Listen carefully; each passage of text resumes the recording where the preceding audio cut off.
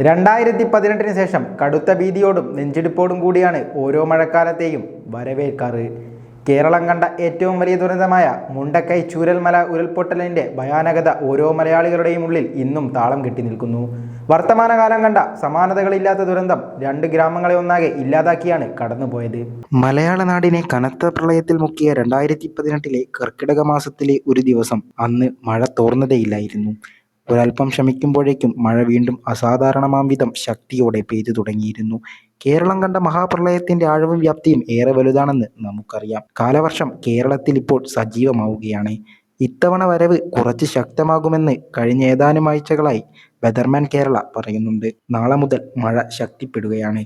ശനി, ഞായർ, തിങ്കൾ ദിവസങ്ങളിൽ വീണ്ടും ശക്തി പ്രാപിക്കും.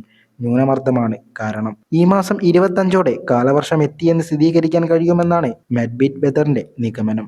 കേരളത്തിൽ പലയിടങ്ങളിലായി അശാസ്ത്രീയമായ രീതിയിൽ ദേശീയപാതയ്ക്ക് വേണ്ടി കുന്നുകൾ സ്റ്റെബിലിറ്റി നോക്കാതെ ചെത്തിമിനുക്കിയിട്ടുണ്ട്. ഇതിന് താഴെ യാത്ര ചെയ്യുന്നവർ ശ്രദ്ധിച്ചാൽ അവർക്ക് നല്ലതാണ്.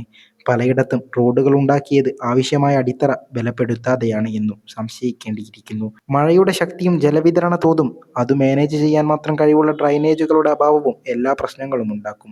തൽക്കാലം യാത്ര ചെയ്യുന്നവർ ശ്രദ്ധിക്കുക. കേരളത്തിലെ മഴയുടെ തീവ്രത പരിഗണിച്ചാണോ റോഡുകൾ നിർമ്മിച്ചത് എന്ന് ഇപ്പോഴും സംശയമുണ്ട്. ഉത്തരേന്ത്യൻ കമ്പനികൾക്ക് വർക്ക് പൂർത്തിയാക്കി റോഡ് കൈമാറിയാൽ അവരുടെ ചുമതല കഴിഞ്ഞു എന്നുള്ള അവസ്ഥയാണ്.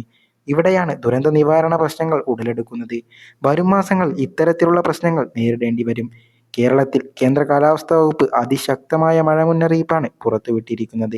കാലവർഷമെടുത്തതോടെ കേരളത്തിൽ വിവിധ ജില്ലകളിൽ ശക്തമായ മഴയ്ക്കും സാധ്യതയുണ്ട്. മധ്യ പടിഞ്ഞാറൻ ബംഗാൾ ഉൾക്കടലിനും തെക്കു പടിഞ്ഞാറൻ ഉൾക്കടലിന് മുകളിലായി ചക്രവാത ചുഴി രൂപപ്പെട്ടു കഴിഞ്ഞു. ഈ സാഹചര്യത്തിൽ അറബിക്കടലിൽ ന്യൂനമർദ്ദ സാധ്യത ശക്തമായതോടെയാണ് കേരളത്തിൽ അതിശക്തമായ മഴ മുന്നറിയിപ്പുണ്ടായത്.